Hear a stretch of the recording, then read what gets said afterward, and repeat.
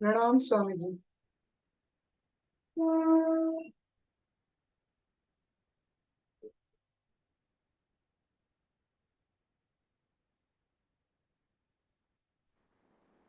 Namaste. Hari Om Swamiji. Hari Om. Hari Om.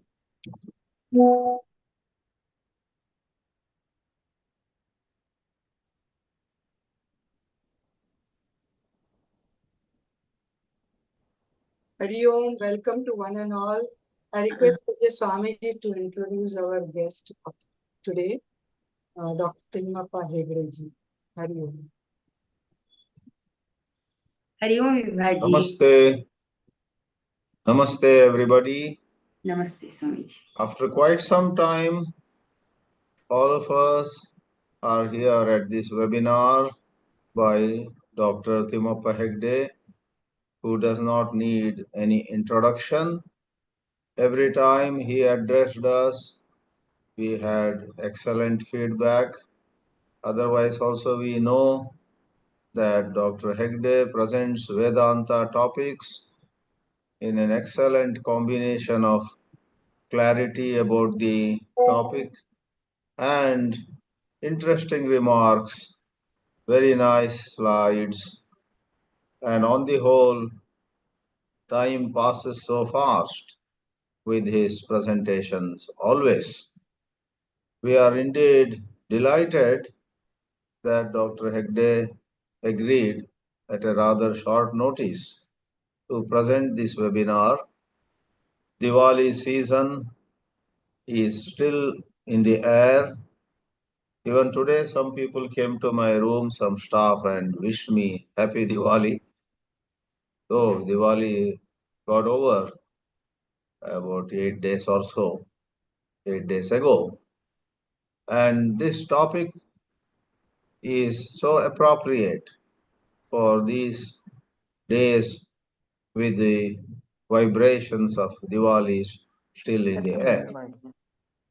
So, it should suffice to say that Dr. Hegde has been, in a very dedicated manner, teaching and learning Vedanta for decades.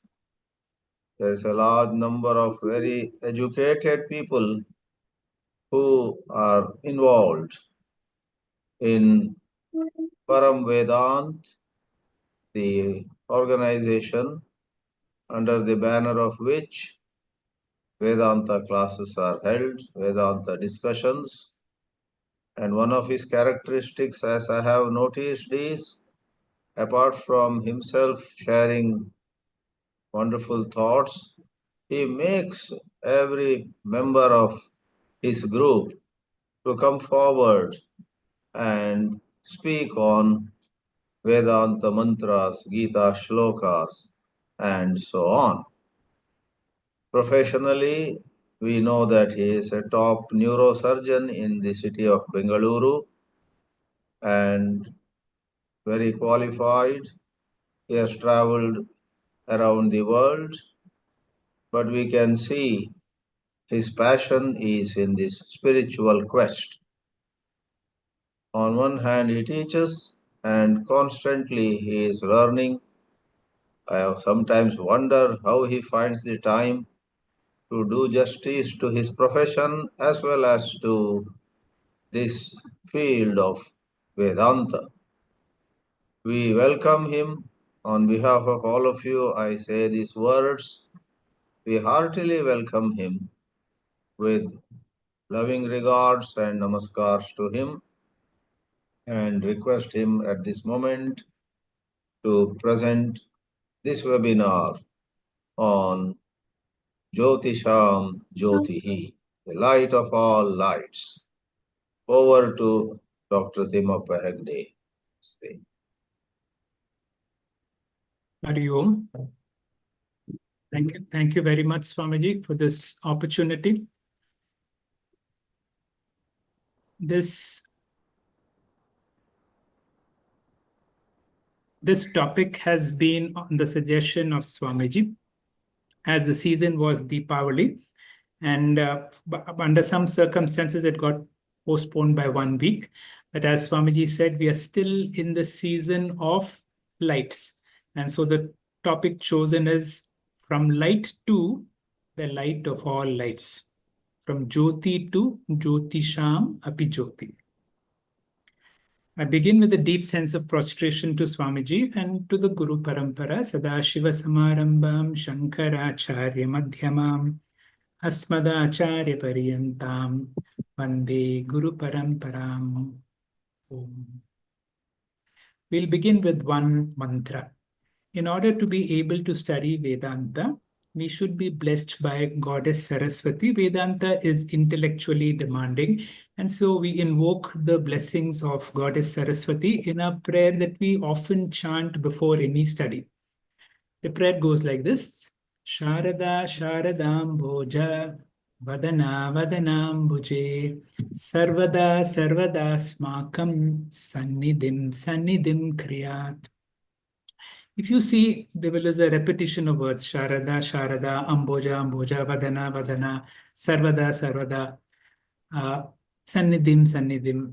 So, but then this is the beauty of Sanskrit, that it is not only poetic, it is so rich in meaning. While this is a prayer for Goddess Saraswati, who represents knowledge, let us go into the meanings of each of these words. Asmakam. First, we'll go to the word Sharada. So there are two words. Sharada. Here, Sharada means Goddess Saraswati, one meaning. Sharad is the autumn season. So although there are the Sharada comes twice. One is Sharada, Goddess Saraswati. The other is Sharad, the autumn season, when Amboja, Amba means water, Aja means born. What is born in water is the lotus. See, the autumn lotus is particularly beautiful, and Vadana represents the face. So Sharada's, Goddess Saraswati's face can be described as the autumn lotus. Vadana, one meaning. Then Sarvada, Sarvada, Asmakam. Asmakam for all of us. Sannidim. Nidhi means wealth. Sannidim here means wealth again, but it has got multiple implications. What are the forms of wealth? Both para as well as apara. We need spiritual knowledge to acquire knowledge, to retain knowledge, to be able to express, to be able to communicate, to be able to read and write. So when we are saying Sannidim, we are asking all these, not only worldly knowledge, because we should have knowledge of the language also, to be able to understand, to retain, to be expressed, to be reading and writing, both spiritual and material. Sarvada comes twice, and this is the request of the seeker. Oh Goddess Saraswati, can you give me everything, and what? At all times. That's why you have Sarvada twice. One is asking not only for me, Asmakam, for all of us.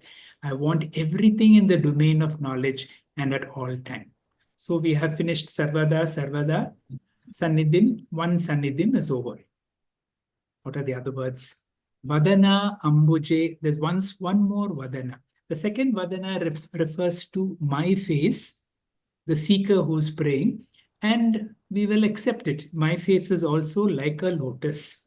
And the second Sannidim means, Sannidim is to be close, to be samipe. Whenever you enter a samadhi place of some great sage, there is a feeling that his presence is nearby, Sannidim. So, O Goddess Sharada, can you be very close to my face, which is also the lotus face? This is the Vadana means my mouth or face. Sannidim, be very close or proximate. So I think I've got all the words. Sharada, Sharada, the two forms of Sharada. One is the autumn, Amboja, Vadana means face or mouth. Sarvada, sarvada twice. All aspects of knowledge at all time. Asmakam for us. Sannidhim, sannidhim kriyat. Please do that for me. This time with more meaning, let us chant the same prayer once again. Sharada, Sharadam Bhoja, Vadana, Vadanam Bhuje, Sarvada, Sarvada Smakam, Sannidhim, Sannidhim Kriyat. Now, this is a very favorite example, often given by teachers to Vedantic students. When the teacher shows the palm of one's hand and says, "What do you see?" The usual answer is, "I see your hand, I see the fingers, I see the lines in your hand, I see the gap." But the teacher insists, there is something else in addition I want you to notice. And after some time, you will see, which is so evident, but we take for granted. I'm able to see the hand because there is light on the hand. Then the teacher will say, "Can you continue?" Then you say, "I'm able to see the hand because of my eyes. My eyes are able to see because of my mind. If my mind is not backing my eyes, I may see, but I may not notice. And my mind is blessed by consciousness." So this is how we are going from the light to the light of all lights. So I see so many objects around me. Look at the room that you are in. You see so many objects. Why do you see them? Because all of them are illumined by light. So therefore, in the season of Deepavali, which is just over, I'm able to see everything because everything is illumined, or everything is, if I can use another word, enlightened. So I see all illumined or enlightened objects. I normally take this for granted that all of them are illumined. I see all of them because of light. And that light I'm able to see because of my eyes. And my eyes are able to function because of my mind. My mind is able to function because of consciousness. And that consciousness is the light of all lights. So from light, we travel to the light of all lights. And in the Kenopanishad, there is a very nice phrase which says, Prati Bodha Viditam Matam. In every experience, you're hearing me speak, you can hear it from your ears are reporting it to the mind, and the mind is able to listen because of consciousness. So even though you are listening to me, are you aware of that principle because of which I am aware? And in this process, we have moved from enlightened objects to the enlightened subject. And when you log on to that, that is the whole spiritual journey from the object to the subject. Before we go to the light of all lights, let us understand what is light. Now, light is an electromagnetic radiation. And if you will see, the electromagnetic spectrum in angstrom units is very wide. But then the human eye is able to see only that frequency between ultraviolet and infrared. So if the frequency is less than ultraviolet, will not be. If it is more than infrared, I don't see. And this is our visible spectrum, and that is what is light. Now, in Advaita, light is used in many ways. Now, for example, if white light is put through a prism, you will be able to see the whole spectrum of the rainbow. Now, it is said, the consciousness in me is not able to manifest in deep sleep because my mind is not functioning. The moment I wake up, then what happens? The consciousness is filtered through my mind. And the mind has the ability to make the original reality of Advaita, the white light, into the Dvaita Prapancha, which literally splits me into two. I, the experiencer, the pramata, and the whole world, the object of experience, the prameyam. That means the moment I wake up, the mind seems to split me into Vishwa. This is the technical term in Vedanta. I, the experiencer, and the whole world of Virat. And this whole drama goes on until I fall asleep, when I come back to my original state. Now, this is described in the Mandukya. karikas as alata shanti. That means if you see that single torch, but when you sway, you see a whole spectrum. The whole world comes into being because of spandate, or the vibration of movement of the mind. And that is why these are the nice phrases in the Gaudapada Karikas, which says, Yata swapne dvaya basam spandate mayaya manaha. Because of the dream, I'm able to see a dream world. So too, tata jagrat dvaya basam spandate mayaya manaha. So because of Maya, the Maya Shakti is able to project the waker's world. Now, in light, there is something called total internal reflection. What is total internal reflection? Now, supposing you are underwater and you have a surface of the water and you project a light at a very long angle. That means if it is direct, it will go through. But if you put it at an angle, at a particular angle, the light gets reflected, and this becomes what is called total internal reflection. That means if you look from the undersurface at a particular angle, the surface now becomes a mirror. Now, all spiritual work is to convert my mind into a mirror. In technical terms, this is called manonasha. Manonasha is a very powerful term. And again, in Mandukya, the word amani bhava comes, no mind. But it literally means manojaya. A spiritual seeker has to work on mind mastery. And when the mind becomes so much under control or so much more refined, then the mind has no raga, dvesha, strong likes, strong dislikes, no sense of me, not me. And then you're able to see the world yatha bhutam, as it is. There is no contamination of my mind on any object that I see. Normally, anything that I see, my past projects onto that. So I really do not see any object as it is.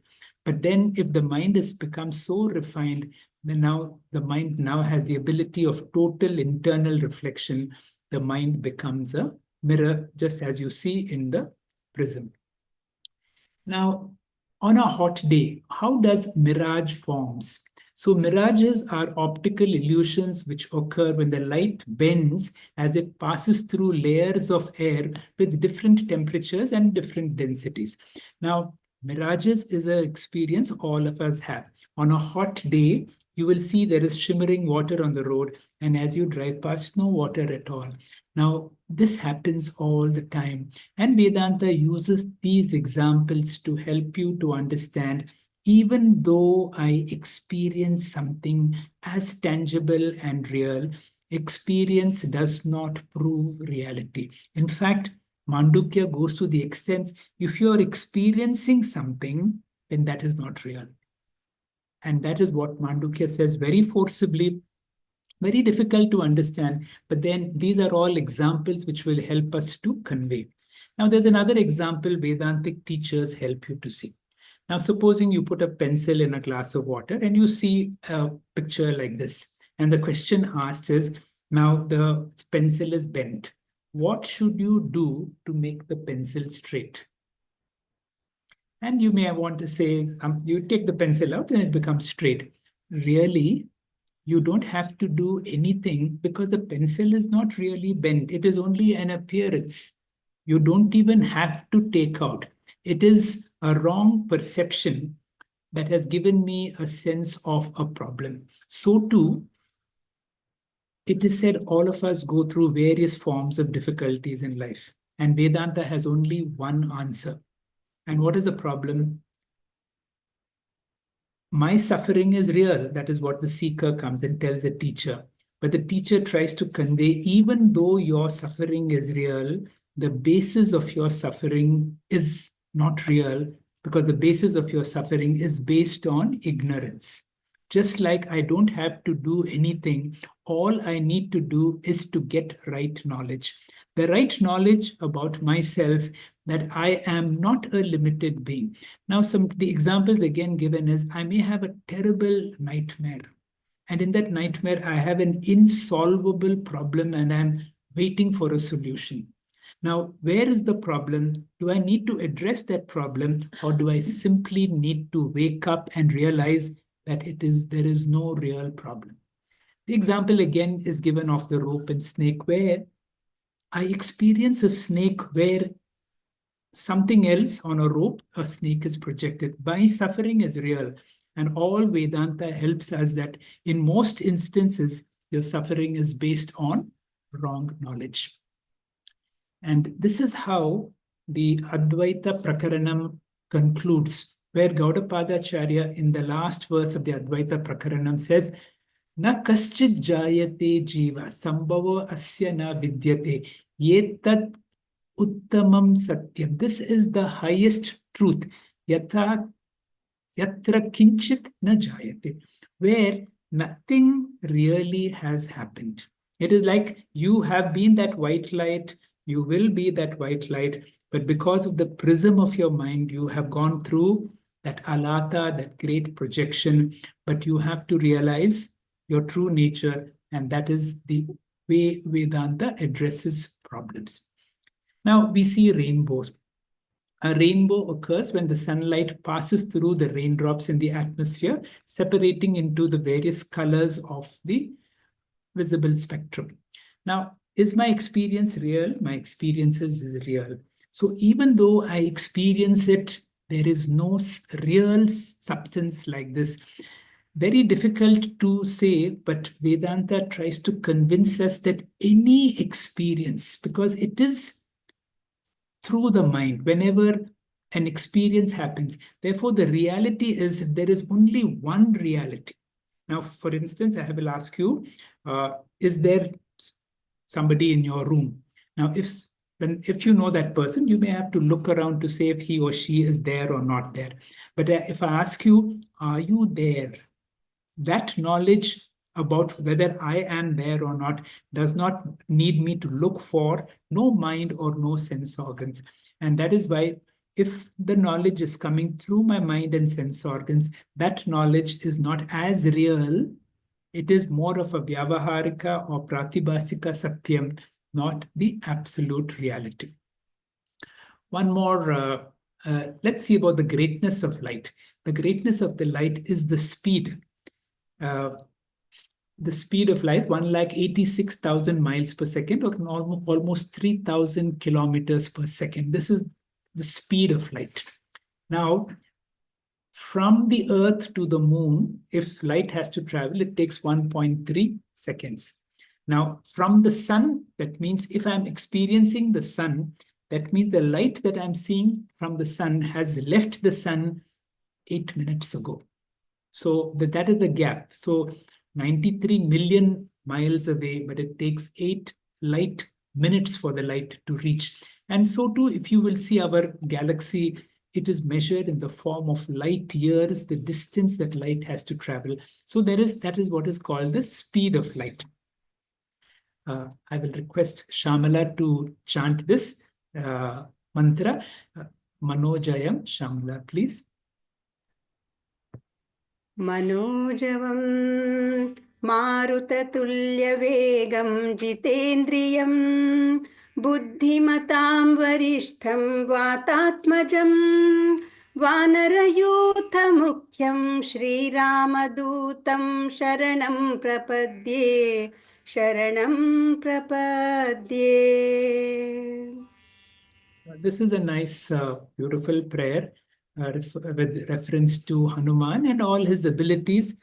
His abilities, he can move to any place at any time, instantly. Now, we know the speed of light. We know that the mind can travel even faster than the light, because you can imagine some place at this moment. That means the mind can go faster than light. So this is a nice prayer, part of Rama Raksha, which speaks about the glory of Anjaneya. Continuing with this thing about light, I see so many objects around me. How is that I'm able to see them? I'm able to see them because there is light on that object. The light gets reflected on that object. Now I'm trying to explain to you, although I'm really seeing something around me, am I really seeing them or not?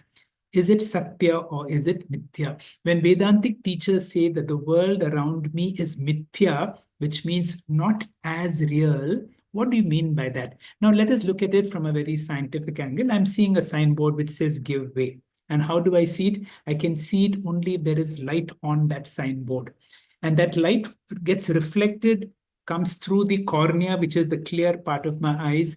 It gets focused because of the lens, and the focal point will be a particular point on the retina. And the retina has a transducer where electrical energy is converted to, light energy is converted to electrical energy.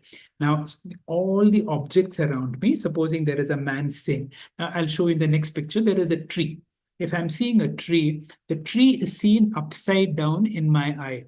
The tree may be 30 feet tall tree, but it is about 2 or 3 millimeters in the retina of one eye upside down and also in the other eye upside down. Now, the information then goes through the optic nerve, through the chiasm, through the optic tracts, through the radiation. Now, this is how we trace the entire visual pathway. And finally, the actual processor is in the back of the head, which is called the occipital cortex. And there the information given by the eye will be processed and will be projected back, giving me the impression that although I have seen 2 upside down trees, I will see a tree straight. And if the tree is 10 feet away, I will get an impression it is 10 feet away. So that sort of a reconstruction happens. Now, what has happened to the tree? The real tree outside has become an image in my eye, and it has come as a thought in my brain. So now you will understand, although the world is real, all I see is only images, and all in my mind is thought. Ask yourself, is the world real, or is the world only imagery? Is the world only in my thoughts? A dream is also my thoughts. The world also. That is why Gaudapadacharya is so strongly says that whatever you experience is not real, because it is only a processed information. Bhagwan Ramana has got a very simple and direct method to help us to understand Vedanta. And then he uses 3 terms: idam vritti, aham vritti, and aham. Now I'm seeing a tree, or I'm seeing so many objects. Now let us see this example. What is happening in my mind? Now, I'm seeing a tree, I'm seeing a man, I'm seeing a child, I'm seeing a mountain. Now, all of them, there is a tree thought, a mountain thought, a man thought, or a child thought. All these are called idam vritti. Now, among all these thoughts, there is one central thought: I am. There is one I who's seeing a man, who's seeing the mountain, who's seeing the tree. And so there is a second thought, which is called aham vritti. The aham vritti is the knower or the pramāta from the mind. This aham vritti is the one who sees everything.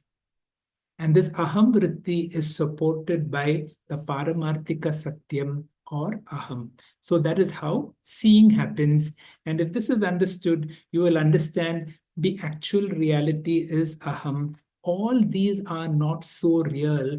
And that is why Bhagwan is able to say very confidently, Manasantu kim miti marga nekrite naiva manasam marge arjava. He says, inquire, Manasantu kim. What is this thing called the mind?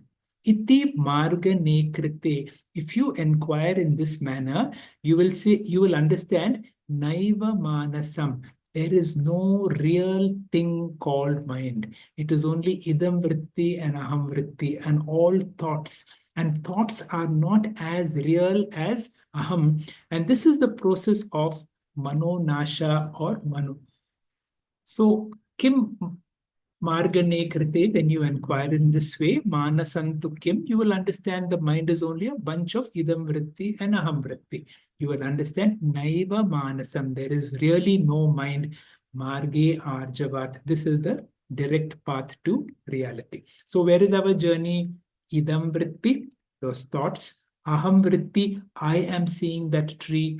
And from there, this is the whole journey from the light to my eyes, the sense organ, to the mind, and finally to the light of all lights. So Bhagavan says, he uses I and I.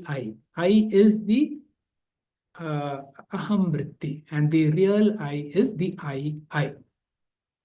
There are beautiful prayers about Deepam. I will request Shamala to chant this for us. Shamala, please. Om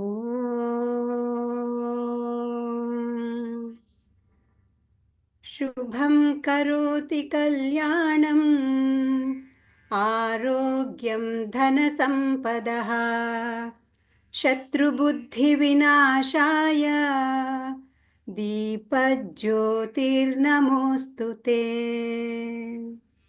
Namostute to Deepa Jyoti.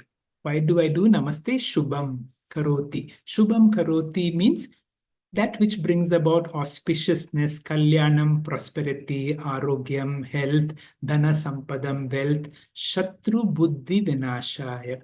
All the negative things in my mind are taken away. Another related beautiful prayer. Shamala, please. Deepjyoti परब्रह्मा Deepjyoti जनार्दनः दीपो हरतु मे पापं सन्ध्यादीप नमोऽस्तु ते। Again, you will see in the prayer, it is from light to the light of all lights. See, externally you won't see a lamp. From the light, can you move to Parabrahma? From that light, can you move to Janardana? O Deepa, can you remove all my papam?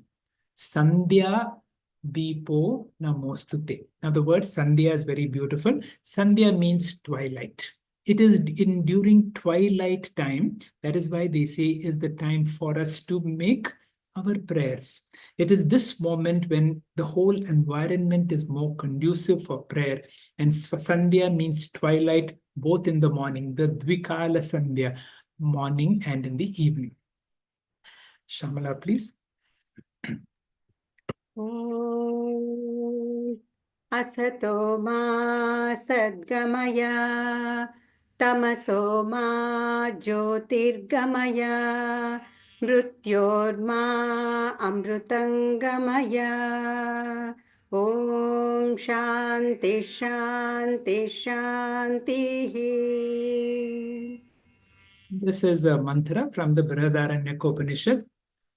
Brihad Aranyaka. Brihad means big, Aranyaka means forest. And every time when there is a light lamping or a light being lit, all these mantras are chanted. But this one being a Upanishadic mantra is absolutely loaded. In fact, Swamiji can spend many hours speaking on this mantra. Gamaya means going towards. Going towards what? Asat, that which appears to be real. Usually it's interpreted as from the unreal to the real. What is unreal? All that I see is unreal, not as real as the light of all lights. Sadgamaya. Sat, the existence principle. The one that who's observing is of the nature of Sat Chit Ananda. So from the unreal world to the real world. Tamasah means darkness, or here it means ignorance. From ignorance, I see a world which is not so real, but if I see that world as Vishwarupa, Ishvara, or as existence, that is the reality. Tamasoma Jyotirgamaya, from darkness to light. And this very understanding has taken me to the light of all lights, because anything from the body mind is perishable. But when you come to the Parabrahma, Paramatma, that has been there from the very beginning and that will continue to be till the very beginning. And another very beautiful prayer indeed. We will speak about this again and again. Now, what is Deva? Deva means something divine. So all the Devatas are referred to because of their divine nature. They are called as Devas. Deva also means the sense organs. Deva means light. Deva means because of which things are known. So because of light, I'm able to know some things. Because of my sense organs, I'm able to know. all the devatas are also called, the word is the same. Now, Mahadeva is the chief of all of them. So from, again, we can use this from the light to the light of all lights, from Deva to Mahadeva. A beautiful name for Lord Shiva. There is a very nice prayer called Eka Shloki. What is this Eka Shloki? Of course, the author is Adi Shankaracharya. Adi Shankaracharya has given all Vedanta in so many ways. One of the texts that we study is Viveka Chudamani. In Viveka Chudamani, in over 580 verses, a student comes in real samsara, in the suffering with samsara, and comes to the teacher. And the teacher is able to give the entire Vedanta in some 500 odd verses. And then finally, the student is very grateful, very dhanyosmi, kritakrityosmi. I'm so grateful, I'm so thankful. The student explains. Now, the greatness of a teacher is to be able to elaborate, to give vistaraha, but also sankshepa, to give it in a very brief form, in a single shloka. Shamala, please. एकश्लोके किं ज्योतिस्तव भानुमानहनिमे रात्रौ प्रदीपादिकं स्यादेवं रविदीपदर्शनविधौ किं ज्योतिराख्याहि मे चक्षुस्तस्य निमीलनादिसमये किं धीर्धियो दर्शने किं तत्राहमतो भवान् परमकं ज्योतिस्तदस्मि प्रभो. Amazing how in a single verse, the whole teaching is given. And let me go word by word. Kim, what is light? This is what the teacher is asking the student.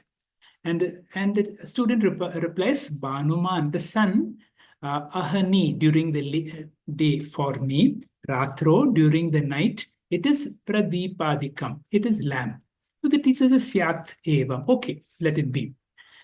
Ravi Deepa Darshanam Vidoho. What is the means of saying the sun and the lamp? Akhya, please tell me, to me. So the student answers Chakshushu, through the eyes. Then the teacher says, now this is an exercise all of us should do. Now with your eyes open, you're able to see so many objects. Can you close your eyes for a moment? And with your eyes closed, although the external light is not there, there is still a light that is illumining all these thoughts. Now, this is what the teacher is asking. You can open your eyes, and then the teacher asks, Nimilanadi samaye. At the time of shutting your eyes, what is that light? And the student answers, Dihi, intelligence. And the teacher says, who is the one who's seeing that intelligence? And the student says, Aham, I. That consciousness is able to illumine that Ataha, therefore, Bhavan, Paramakam, Jyoti. You are that highest or the light of all lights. And the student makes a pranam and says, Tat, that, Asmi Prabhu. Oh, I am that. You can see in one verse itself. So this is the English translation. What is your source of light? During the day, it is the sun, and at the light, and during the night, it is the lamp. And so the teacher says, okay, let it be. Can you tell me by what means are you able to see the sun and the lamp? It's because of my eyes. Then the teacher says, when you shut your eyes, what is the source of your light? The student replies, it is my intellect. And what is the source of light for the intellect? It is I, the self. Now the teacher says, therefore, your own self is the light of all lights. Jyotisham api jyoti. The student understands his true nature. It says, oh my Lord, I am that supreme light. So in that poetry form, which was already heard. There is another nice prayer for enlightenment or light. Om Bhur Bhuva Suvaha Tat Savitur Varenyam Bhargo Devasya Dhimahi Diyor Yona Prachodayat. Prachodayat means, may my intellect be enlightened. Om means silence. Bhur Bhuva Suvaha. In the waking, dream, and deep state. Let all the three stages of my life be filled with Omkara. Omkara is another very loaded word, but Omkara here means Parabrahma, Paramatma, both in the Saguna and the Nirguna forms. Tat, that, Savituhu Varenyam, that is worthy of worship. That refers to this external sun or the sun of consciousness. Bhargaha. So light is always referred to as bright and effulgent. Devasya, which is divine, because of which I'm able to see everything. Dhimahi, my intellect, I meditate on, I reflect on. Diyaha yo naha, not only for me, let all of us attain to enlightenment. Prachodaya. A nice verse from the Bhagavad Gita, Shamala, please. न तद्भासयते सूर्यः न शशाङ्को न पावकः यद्गत्वा न निवर्तन्ते तद्धाम परमं मम. Now we are using certain Bhagavad Gita verses and Upanishadic verses to tell us how we can move from the light to the light of all lights. Surya na basate, the sun cannot illumine. Tat, that. Shashankaha, neither the moon, na pavaka, nor fire.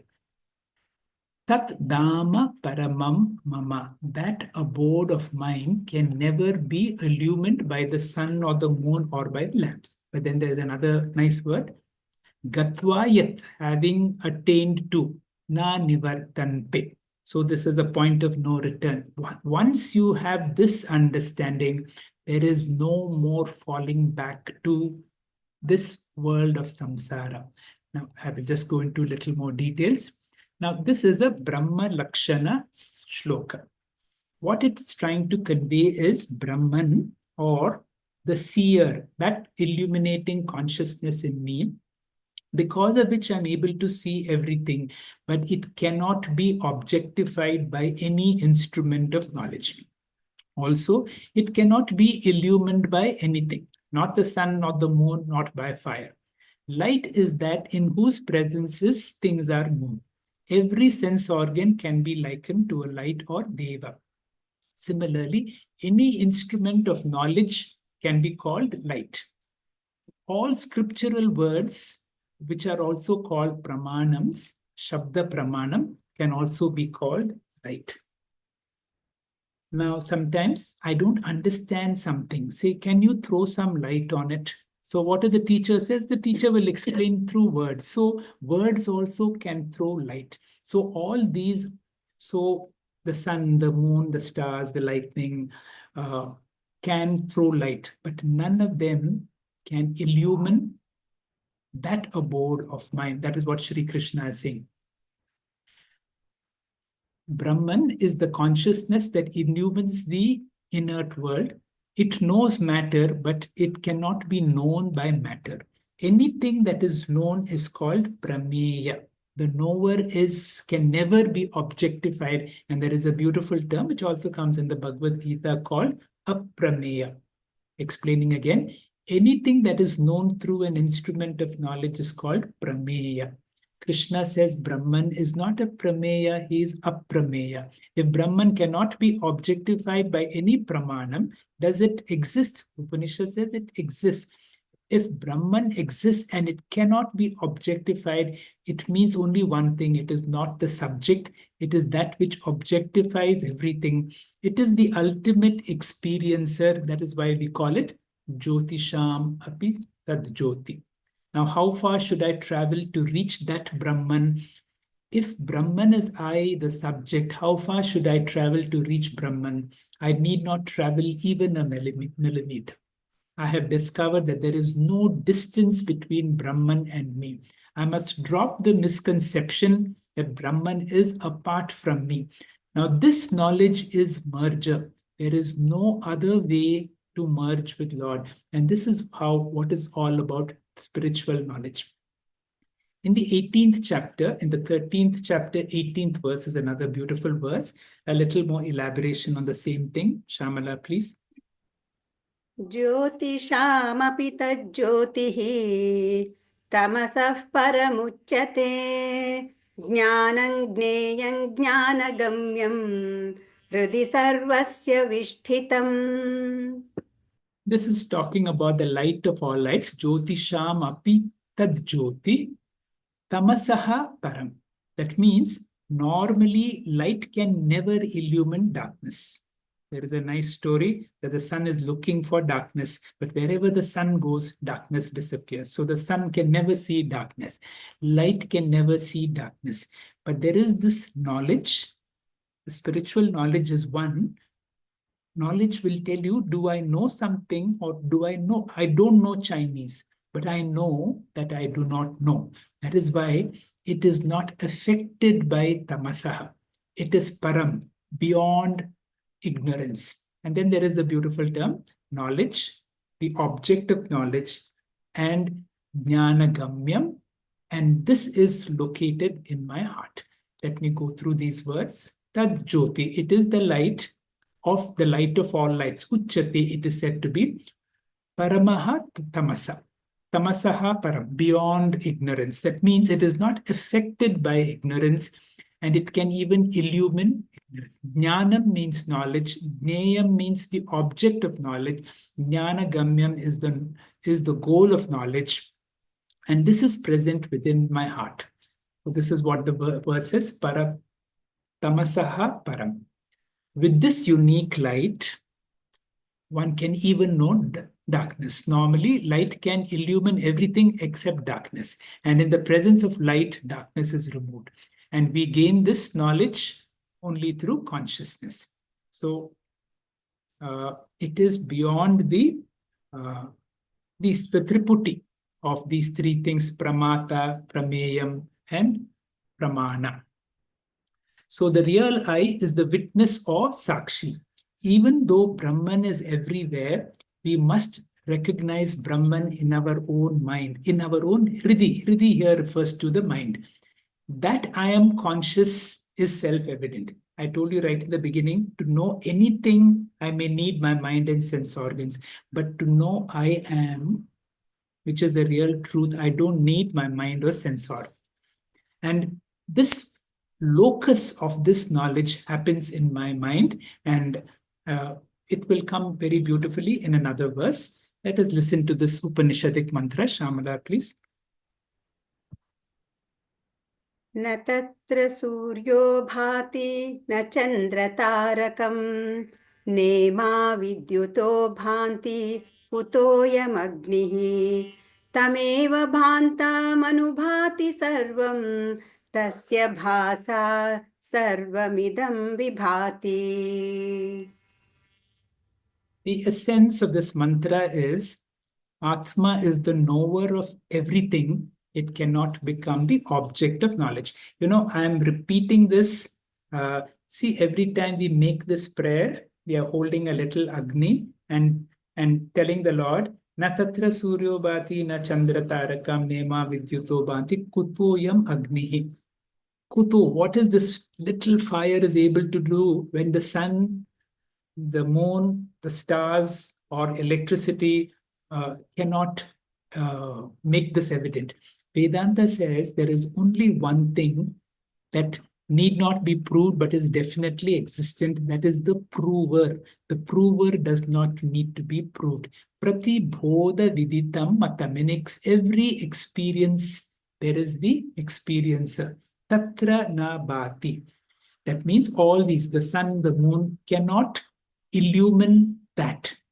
That means what? Tad dhamma paramamma.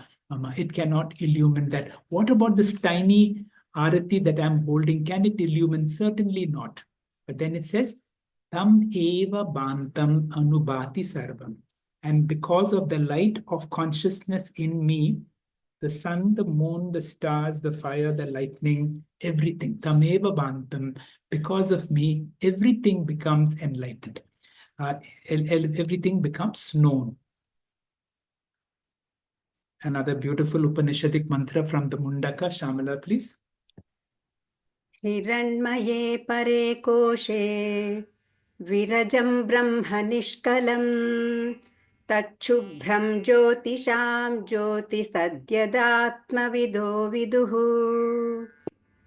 Hiranmaye pare koshi virajam brahma nishkalam. Now these are the highly often quoted mantras from the Mundaka. This is a Mahavakya mantra. The Mahavakya mantra helps us to realize that the consciousness in me is none other than Parabrahma, Paramatma.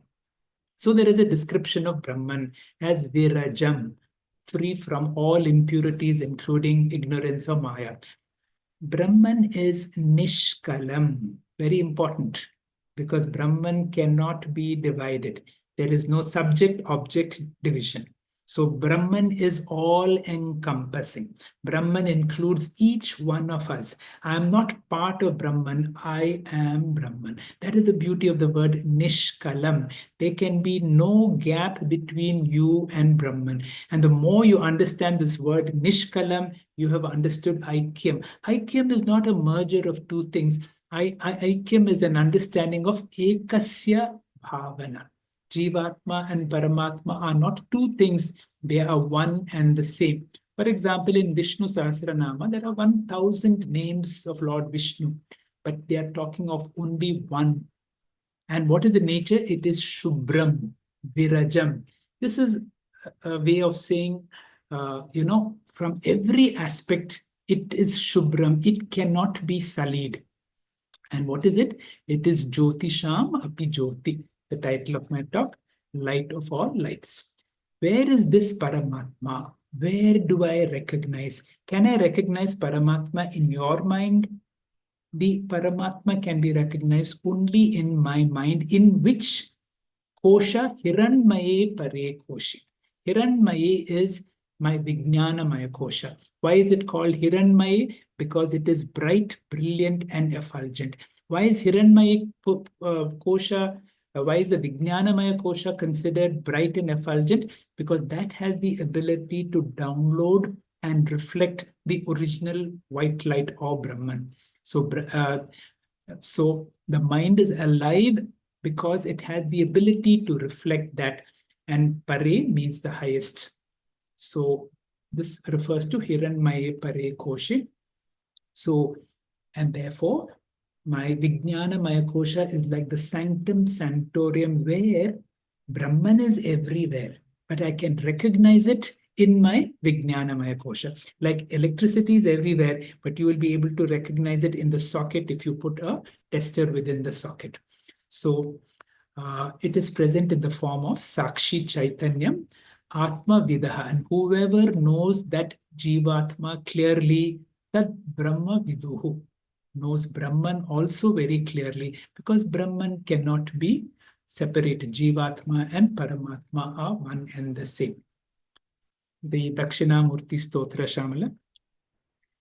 नानाच्छिद्रघटोदरस्थितमहादीपप्रभाभास्वरम् ज्ञानं यस्य तु चक्षुरादिकरणद्वारा बहिः स्पन्दते जानामीति तमेव भान्तमनुभाते तत्समस्तं जगत् तस्मै श्रीगुरुमूर्तये नमः इदं श्रीदक्षिणामूर्तये तस्मै श्रीगुरुमूर्तये नमः इदं श्रीदक्षिणामूर्तये Tasmai Shri Guru Murtaye Nama Idam. This prostration to my Guru Murti, the Guru who has come to me in human form. who is none other than Sri Dakshinamurti, who's been able to give me this understanding of the light of all lights through this beautiful example of a big pot in which there is a bright source of light. Now, the dark room can be taken as the world around this pot, in which the pot is the body, the holes represent the sense organs, and the light within is consciousness. And from these different holes, beams of light go and project and illumine various objects around the room. The beam of light is like those sense organs. Now, here is something very nice. We have to remember this. There is something called Samanya Anubhava and Vishesha Anubhava. Samanya Anubhava is that awareness principle, even when your eyes are closed, even when you're not thinking of anything, you have that Samanya Anubhava. I am. That is Samanya Anubhava. When you say I, means you're conscious. Only a conscious person can say I. Am means existent. When you say I am and your eyes are closed, you're not doing anything, you are in a state of Samanya Anubhava. When you open your eyes and the mind and sense organs illumine different objects, then you have a Vishesha Anubhava. I'm seeing a wall, I'm seeing a door, I'm seeing a computer, I'm seeing a telephone. All these are called Vishesha Anubhava. Now, every Vishesha Anubhava presupposes a Samanya Anubhava. All right, I gave you that hand and light example. Every particular example presupposes the general awareness, Pratibodha Viditam Matam. We do not need any special experience, but it needs a Guru, Tasmai Shri Guru Murtaye Namaha, to turn your eyes from the object to the subject. And that is why we prostrate to our gurus, because it is because of the Guru Tattva, Tat Padam Darshitam Yena. The Guru is able to make you turn inwards, and from the light that you see, to be able to move to the light of all objects. Hasta Malakiya, when he met Adi Shankara, he gave, when Shankara asked him, who are you? And he gave us a series of verses. And in each verse, it goes like this. Sanityo palabdhim swarupo hamatma. Sanityo palabdhi swarupo hamatma. I am that self-evident consciousness which illumines my body, mind, and everything else.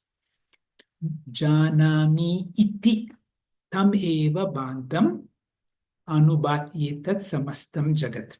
So the Atma is comparable to light. The mind is comparable to a mirror. The mind is the pramāta, the vishesha jnanam. Atma is samanya jnanam. And through the mind, through the instrument, I'm able to see it. But before I know, janami iti, I know. Before, in every experience, there is an I know. I here is the pramāta. So from the object to the sense organs to the knower of all these, which we have also said, idam vritti to aham, and that is how the whole journey goes. Finally, there is a beautiful poem which goes like this. Agnenaya supataraye asman vishvani deva vayunani vidvan yuyojasmat juhuramaneno bhuishtantim nama uptim videma. Agnenaya supataraye asman. O Agni, please lead me to the good path. You know all my deeds. Vishwani deva vayunani vidvan. Now please take away all the sinful aspects, and I do my namaskara. See, this mantra is a charama shloka. Charama shloka is the antima, when I am on my deathbed. And therefore, because I'm in the ICU, I'm not able to sit up, I'm not able to do the normal namaskara. I'm able to give only a verbal namaskara. So, uptim, it is only through speech. The upasaka is reminding Lord Agni of the noble karmas done by all of us upasakas, so that we get the Shukla Gati, Supataraye Asman. And I get the Shukla Gati, that path. For a person who is not attained to Jivan Mukti, there is another path called the Krama Mukti. So this is the prayer for Krama Mukti. Raye, for the purpose of attaining the phala of my noble Upasana, Asman, for all of us. Vishwani Deva Vayunani Vidwan. You know all my karmas and my upasanas. Yuyud Yasmach Juhurama Eno. The Upasaka admits that I have done many papa karmas. Yuyudya, please remove them. Mama Uktim Videma, I can only pray verbally. Bhushtant, again and again, I'm repeating this prayer. And finally, Shamala, this prayer, please. Antarjyotihi Bahirjyotihi Pratyakjyotish Parat Paraha Jyoti Jyotihi Swayam Jyotihi ātmā jyoti shivosmyaham jyoti jyoti swayam jyotihi ātmā jyoti shivosmyaham. Adi Shankara has composed a very beautiful Nidityasanam shlokas called Brahma Jnana Valli. It begins with Asangoham, Asangoham, Asangoham, Punah Punaha. And this is the last word, Antarjyoti. I am light within, Bahir Jyoti. I am light outside, Pratyak Jyoti. I am light indeed, Paratparaha. Jyotir, Jyoti, Swayam Jyoti, ātmā jyoti, Shivo. I am that light, which is the light of all lights.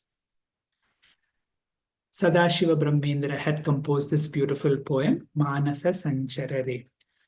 Brahmani Manasa Sancharare. Now, because of light, I'm able to see so many objects. Even though I'm seeing so many things, I'm in this world, I'm interacting with all these things.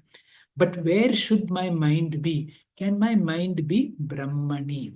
Can my mind be in the light of all lights? Om Shri Guru Bhyo Namaha. Topic is open. Thank you, Hegdeji. It was a really, really enlightening talk. And you had gone through each and every aspect of Jyoti. Thank you very much. Swamiji, may I request Swamiji? Hari Om.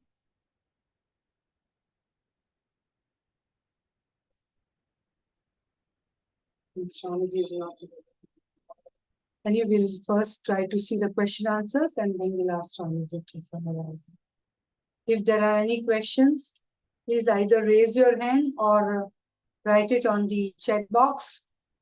We will try to read it and Dr. Hegdeji will answer your questions.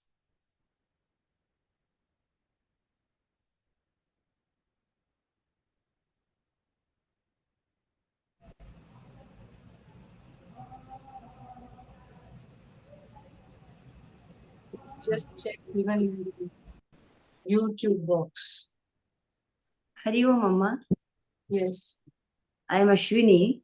Yes. Just want to give one good word to Dr. Ji. Yes. Yeah, because our photo is not working at all.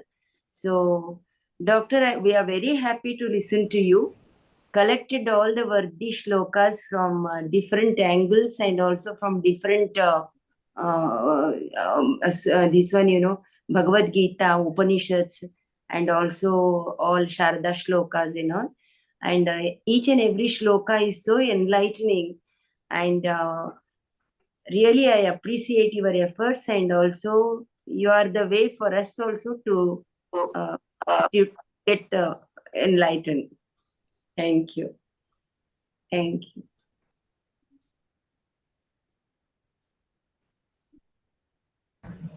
Hari Om. Doctor, it was an excellent raising our levels. Thank you so much. Srinivas Rao is my name. Thank you.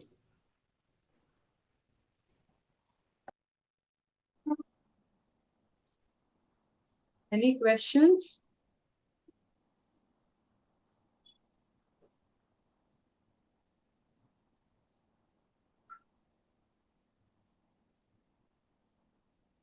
Pranam Swamiji. Yes, Swamiji is here. There is a question Yeah. in the chat box. Should I read it? Please read, Vibhaji. Yeah, Ashok Sonpal writes.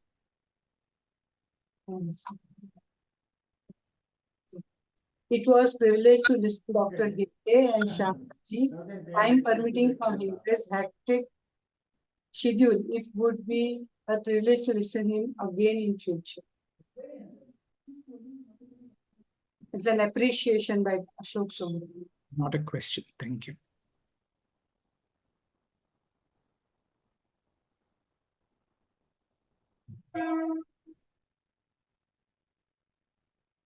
I request Swamiji to just say a few words Yes, about the stop calligraphy.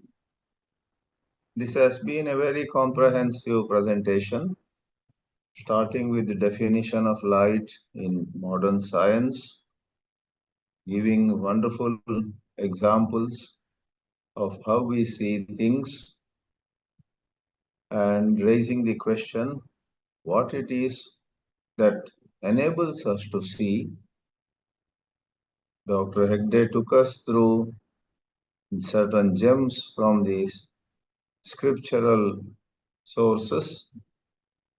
I felt as though he was plucking a beautiful flower from this garden, then going to another garden, again plucking another wonderful flower with another color and another fragrance, and ably assisted by Shamala. This became, as we had expected, it became a very, very good treat to all of us. So can we say this year in Diwali we got many sweets, including webinar 278, another treatment or treat I should say, another treat, mithai, sweets as we receive. This I will now addressing all the audience. I must say that this is a very profound topic, vast topic also. And today there is increased interest in consciousness. What is consciousness? And what is its relation with brain and so on? And therefore, a neuroscientist presenting the basics, a neurosurgeon, I must correct myself, becomes all the more important. Probably to avoid complications, Dr. Hegde did not get into those technicalities, but I'm sure some other time, under some other topic, he will share his thoughts on matter, energy, and consciousness, inert and sentient. Our scriptures have talked about that division from time immemorial. We are really delighted, and once more, on behalf of all and on my own behalf, I express sincere gratitude to Dr. Hegde. Namaste. Thank you, Swamiji. Hari Om. Hari Om. Thank you, everyone. Thank you, everyone. Hari Om.